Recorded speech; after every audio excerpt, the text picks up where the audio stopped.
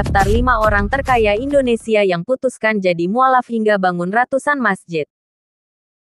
Orang kaya pertama adalah H.M. Jos Sutomo. H.M. Jos Sutomo merupakan pengusaha keturunan Tionghoa asal Kalimantan yang memutuskan mualaf.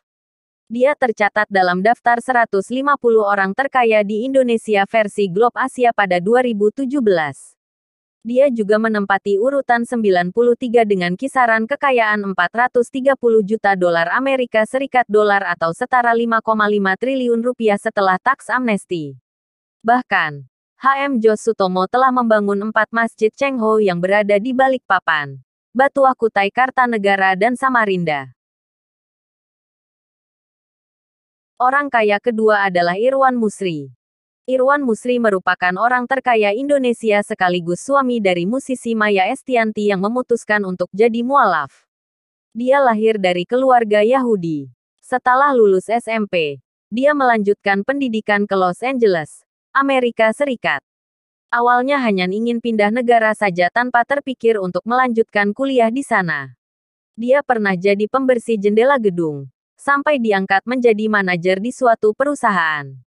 Pada tahun 1987, dia kembali ke Indonesia untuk merintis bisnis jam tangan. Saat ini, Irwan telah menjabat sebagai Presiden Direktur dan CEO Timerindo Perkasa International.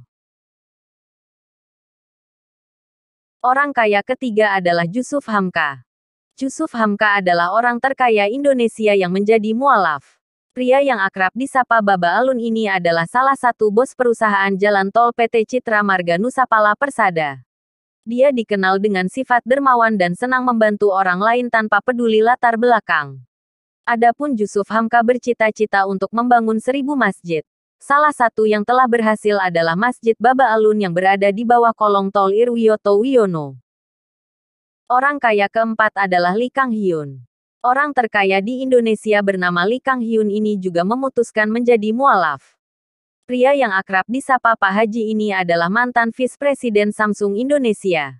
Awalnya, Lee mulai bertugas di Samsung Indonesia pada 1993, dan bertanggung jawab atas banyak hal. Tapi, pada 2012 Lee kembali lagi ke Indonesia sebagai Corporate Business Vice President. 1 tahun setelah itu, dia menjabat sebagai Corporate Business and Corporate Affairs Vice President, PT Samsung Electronics Indonesia (SEIN). Akhirnya, usai bekerja 28 tahun di Samsung, Lee memutuskan untuk pindah ke perusahaan otomotif Hyundai Motor Asia Pasifik. Kini Lee menjabat sebagai Vice President sekaligus Chief Operating Officer, COO. Orang kaya kelima adalah Johari Zain. Johari Zain masuk daftar orang terkaya Indonesia yang menjadi mualaf. Dia ini akrab disapa Pak Jo, sekaligus merupakan wirausaha dan pendiri perusahaan jasa pengiriman barang JNE. Dia terlahir dari keluarga Tionghoa dengan jiwa pengusaha yang bergejolak. Ide-ide bisnisnya muncul sejak usia muda. Dia membuat majalah yang dijual kepada teman-temannya semasa SMP. Pada tahun 1980 dia pernah menjadi salesman hingga dipromosikan menjadi manajer TNT Indonesia.